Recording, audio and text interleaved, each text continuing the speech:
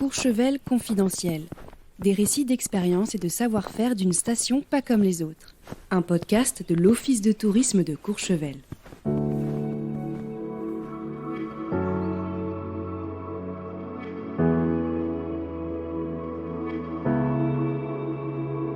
David Deréani est un enfant du pays, un vrai montagnard, guide du patrimoine à Courchevel par amour de cette terre et par passion des petites histoires dans la grande histoire. Traverser le temps au fil des saisons, à la découverte d'un lieu. Courchevel ou Écorzevé en patois savoyard, en compagnie de David, le passeur d'histoire. Bonne écoute!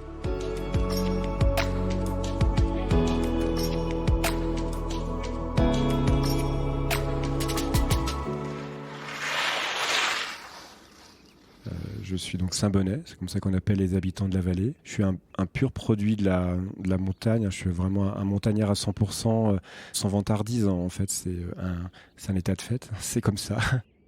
Et le nom de Courchevel, en fait, il est tiré d'un lieu-dit qui s'appelle Courchevel, mais qui lui-même, en patois local savoyard, se prononce Cortsevé. Donc ça, c'est mon grand-père qui racontait ça. Autrefois, les anciens, enfin en tout cas les jeunes bergers, quand ils sortaient les troupeaux au printemps et qui commençaient à monter en altitude, ils allaient retrouver une herbe qui commençait à pousser très verte, mais très, très drue. Et on recommandait aux bergers, en fait, à ces endroits spécifiques qui va être baptisé ensuite Courchevel, d'être vigilant avec les animaux pour, lorsqu'ils mangeaient, broutaient cette herbe, qu'ils ne se blessent pas avec leur langue, parce qu'elle était très tranchante, très coupante. Et donc ça a donné le nom patois Cortsevé, qui veut dire écorché. Et donc de ce nom local, issu d'une tradition locale, intimement liée à une pratique agricole, c'est devenu Cortsevé, qui dans le français a été retransmis en Courchevel. Ce qu'on peut trouver dans cette vallée et qu'on ne retrouve pas forcément ailleurs, c'est ce contact à la nature qui est direct, qui est total. C'est les couleurs qui sont changeantes, c'est les rapports aussi aux autres qui sont très forts et permanents, parce qu'on est dans un milieu qui est rythmé par la saisonnalité, par des rythmes de vie aussi qui sont très, très marqués. Donc ça fortifie et ça qualifie le rapport aux gens. Donc c'est aussi ce qui est intéressant quand on vit dans ce milieu de la montagne et du tourisme.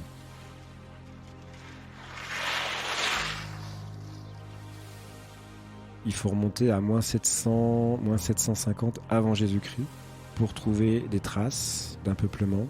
C'est au Prat qu'on va retrouver ces traces matérielles à travers une tombe dans laquelle on va retrouver 2 squelettes, et dans cette tombe on va aussi retrouver des bijoux. 9 bracelets en bronze qui vont d'ailleurs permettre de dater cette tombe. Ensuite, les hommes vont continuer à s'installer. Les villages, les hameaux tels qu'on les connaît aujourd'hui, ils vont prendre leur physionomie. Et puis, la première trace écrite de la population de Saint-Bon, on la retrouve à partir du début du XIIIe siècle sur un document d'archives qui est conservé encore aujourd'hui dans les archives du département de la Savoie.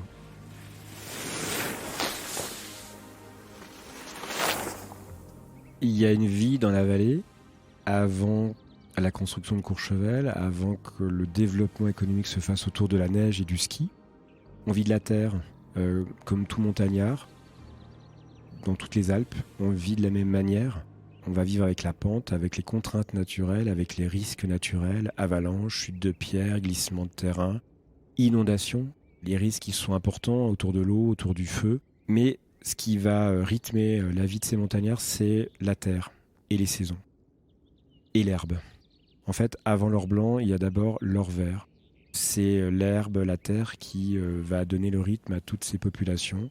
Donc au printemps, dès que l'herbe pousse, on sort des villages, on sort les animaux, donc on vit d'élevage.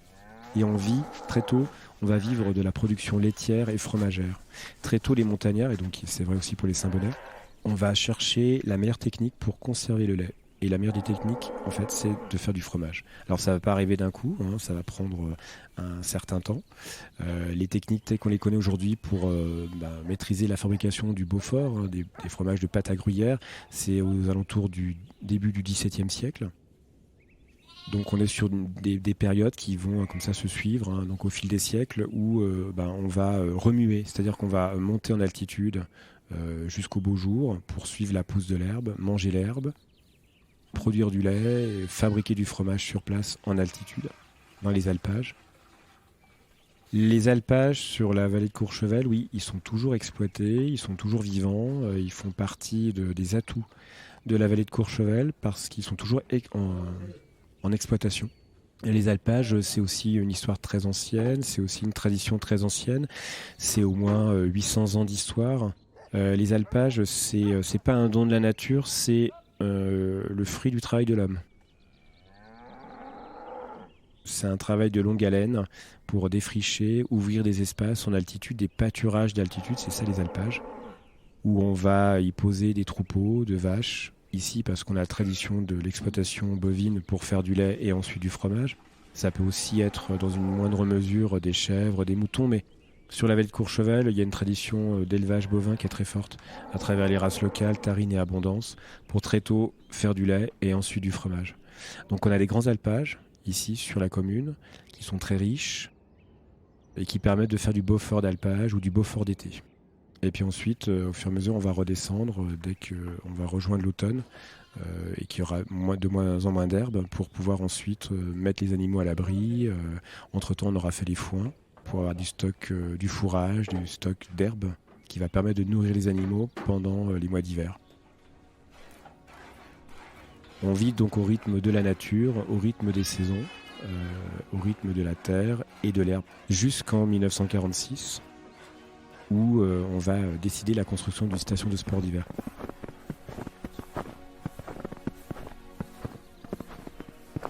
Alors le ski, l'utilisation de la neige à des fins de loisirs, ça ne va pas non plus arriver d'un coup.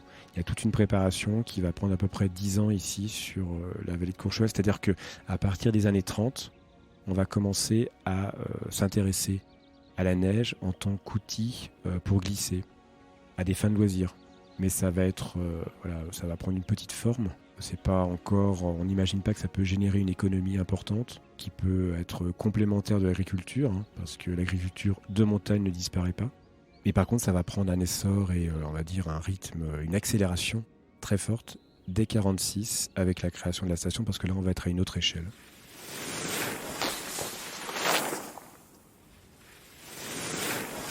Qu'est-ce qui se passe à Courchevel à partir de 1946 ? On donne les premiers coups de pioche.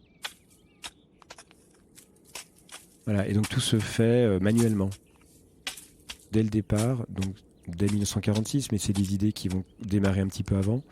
On imagine l'aménagement d'une très grande région qui est connectée à travers 3 vallées parallèles, qui va donner son nom donc aux 3 vallées, au domaine des 3 vallées. Donc on imagine une connexion par le ski de 3 vallées parallèles, Saint-Bon, les Alus, les Bellevilles. Comme c'est gigantesque, il faut commencer quelque part. Et donc c'est à Courchevel que ça va démarrer.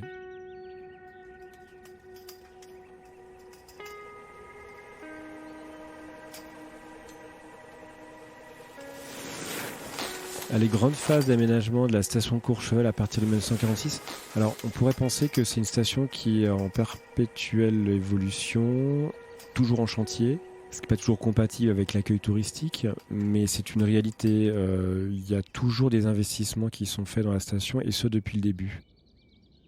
Soit avec la construction des premiers hôtels, des premiers chalets, des premières résidences, la construction de routes nouvelles pour desservir de nouveaux quartiers, l'aménagement et le développement et l'entretien constant du domaine skiable, parce que là aussi, c'est pas un produit naturel, c'est le travail de l'homme.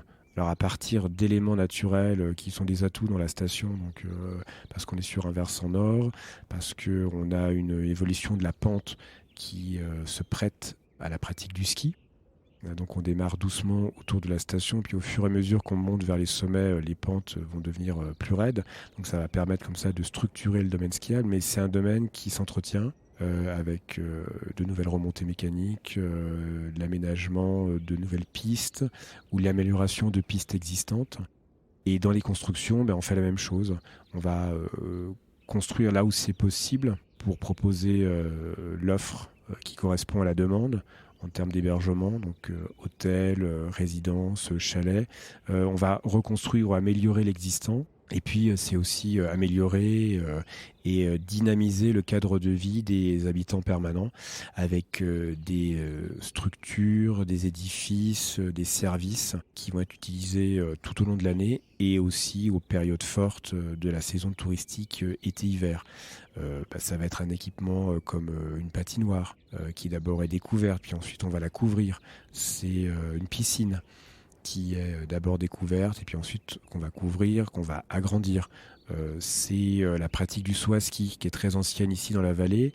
On commence avec un petit tremplin au Prat et puis ensuite à l'occasion des Jeux Olympiques d'Albertville, on va construire un grand stade de saut qu'on va continuer à faire évoluer jusqu'à aujourd'hui. Voilà. En fait, l'histoire de Courchevel, c'est ça, quoi. C'est un développement permanent pour continuer à faire de la station un outil performant au service des habitants et au service de ceux qui viennent en vacances. Courchevel reste une station authentique parce que il y a toujours une âme de village, de tradition. Même si Courchevel 1850, ou en tout cas Courchevel avec ses altitudes, ressemble davantage à une ville à la montagne, il y a aussi une vie locale. Hein. Il y a une trentaine de villages et de hameaux sur l'ensemble de la commune et de la vallée de Courchevel.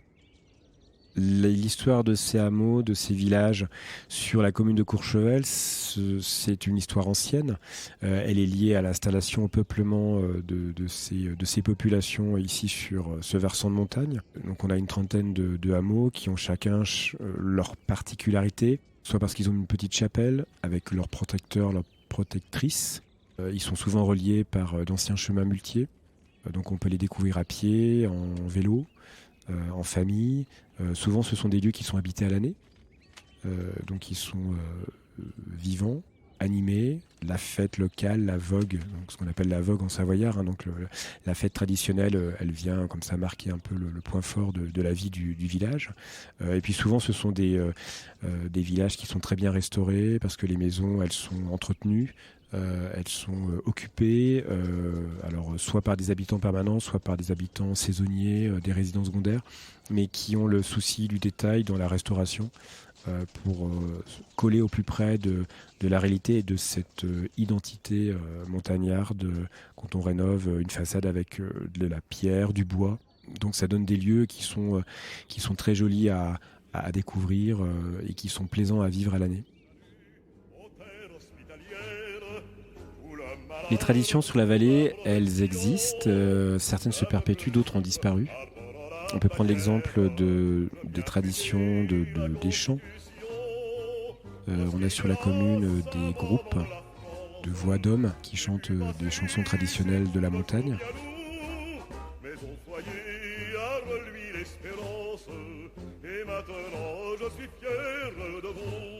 C'est quelque chose qui existait, parce qu'autrefois les habitants, les Saint-Bonnet et les montagnards d'une manière générale, ils avaient l'habitude de chanter à l'église, lors des veillées, au moment fort où les gens se retrouvaient dans les villages, dans les hameaux, lors des fêtes locales, ce qu'on appelle les vogues.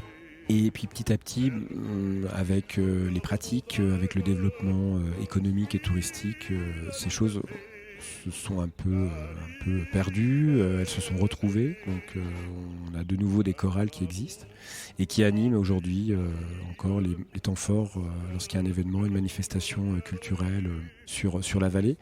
Par exemple, sur Courchevel, il n'y a pas de groupe folklorique. Donc autour des costumes traditionnels masculins, féminins, on l'a dans certaines vallées voisines, mais pas sur Courchevel.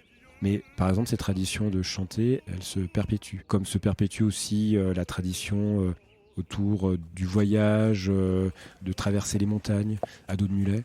Donc ça, c'est aussi des traditions qui sont encore conservées ici sur la vallée, qu'on retrouve à travers des groupes qui animent ces moments avec les animaux et qui rappellent les histoires anciennes que l'on avait dans la vallée.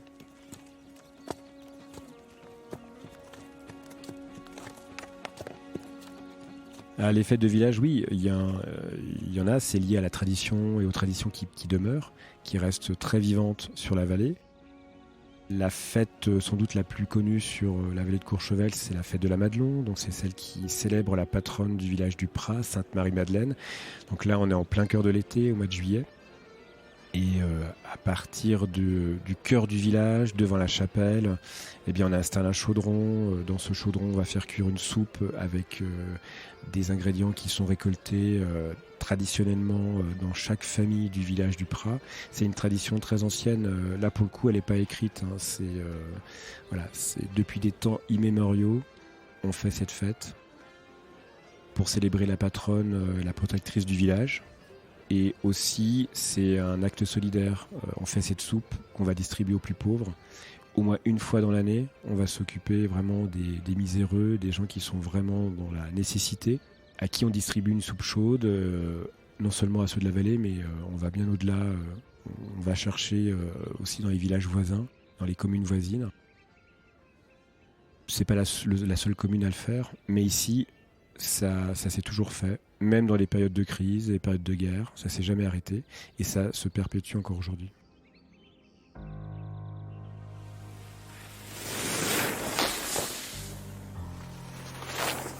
Alors les anciens ne sont pas tous loquaces, la mémoire elle peut se perdre rapidement. Il y a des personnes qui par instinct ont envie de raconter, vont le mettre par écrit, donc ça c'est bien. Mais il y a tous ceux qui ont des choses à raconter et qui ne savent pas le raconter, ou qui n'osent pas, ou qui ne peuvent pas. Et ça peut se perdre. Donc c'est important d'être un peu des gardiens, des garde-fous de ces histoires, de faire en sorte qu'elles puissent être visibles, elles puissent se transmettre, elles puissent continuer à se raconter. Être guide du patrimoine à Courchevel, c'est transmettre, c'est proposer des histoires, des petites dans la grande histoire, pour raconter l'évolution, le développement d'une vallée de montagne. Ici à Courchevel, c'est assez atypique, assez singulier, parce qu'il s'est passé beaucoup de choses. C'est un pays d'élevage, c'est un pays où on vit avec la nature, on vit avec la terre, donc c'était la seule richesse. Et puis, ensuite, il y a eu des bouleversements importants, avec une accélération, un développement économique qui s'est fait sur la neige. Et donc, c'est cette histoire qu'on peut raconter ici, dans une vallée où il y a encore beaucoup de choses à voir, à la fois d'un point de vue traditionnel, et puis aussi dans ce qui fait la force et les atouts d'une station de sport d'hiver comme Courchevel aujourd'hui.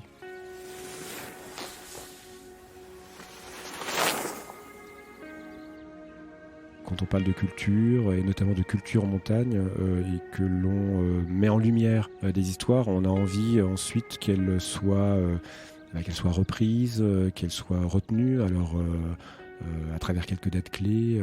Quand on est guide, on est un peu passeur d'histoire. C'est un peu ce mot-là qu'on peut retenir, parce que il oblige à une transmission sur les histoires du territoire pour des personnes qui viennent le visiter lorsqu'on est vacancier, ou même quand on est un local, qu'on grandit dans la vallée. On a aussi besoin de connaître bien le passé pour pouvoir ensuite se tourner vers l'avenir.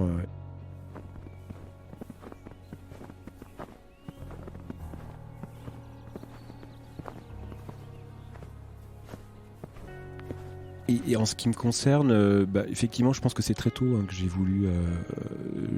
voulu sans doute me tourner vers les personnes, être en contact et échanger, discuter et donc transmettre. Sans doute à travers déjà peut-être des interviews que je pouvais faire de mon grand-père quand j'étais jeune, qui avait des histoires à raconter, qui avait peut-être pas forcément spontanément l'envie de les raconter par lui-même, mais en le questionnant, en l'interviewant, en le faisant chanter. Ça permettait d'avoir connaissance de ces histoires, de les mettre par écrit, et puis de pouvoir les raconter plus tard, ou de pouvoir les utiliser, les rappeler. Il y a des choses matérielles, donc on peut aussi se souvenir à travers un objet, à travers un lieu, un édifice, un bâtiment, mais parfois ces lieux se transforment, parfois ils disparaissent. Donc ensuite, il ne reste que la transmission orale et écrite, et parfois elle n'est qu'orale. Donc c'est bien d'avoir des écrits, et c'est bien aussi de pouvoir continuer à transmettre, à raconter, parce que ça fait vivre aussi ces histoires, ça fait vivre ce patrimoine. C'est un de ses objectifs. Ça fait sans doute partie du métier, et c'est encore ce qui me passionne aujourd'hui, quand il s'agit sur des thèmes donnés, de pouvoir raconter la montagne d'hier, d'aujourd'hui et de demain aussi.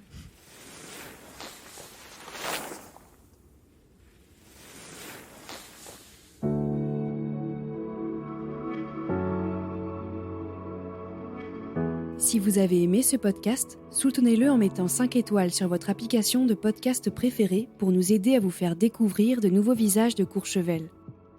Et pour découvrir les visages derrière les voix, rendez-vous sur le site internet de l'Office de tourisme de Courchevel où vous retrouverez un reportage photo sur les coulisses du podcast. N'hésitez pas à nous écrire à l'adresse info@courchevel.com pour nous partager vos impressions. Nous lisons tous vos messages. À bientôt!